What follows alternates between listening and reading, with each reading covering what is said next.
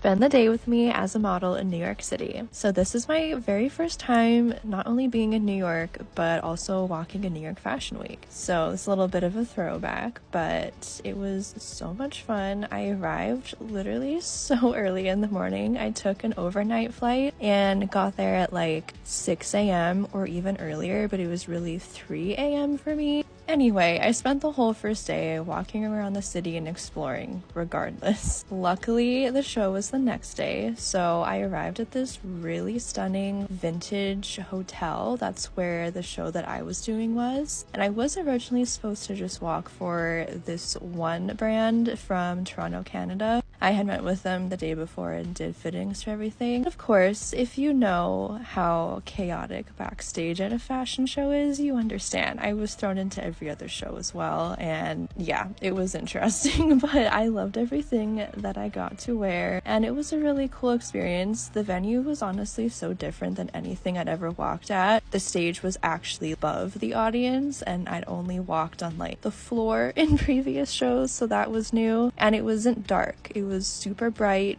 You could see everything. Usually I'm used to not being able to see everything, so it's just a different experience and I'm grateful for it, and definitely planning to go back in September for the main shows. After I was done, obviously I had to walk past Victoria's Secret, especially since it was right around the corner from where I was, and I thought it was a good time to finally check out St. Patrick's Cathedral. It looked so beautiful from the outside, and the inside was even more stunning. It honestly made me kind of emotional. I don't know, they were doing something and it was just kind of a vibe. Make sure to follow for part 2.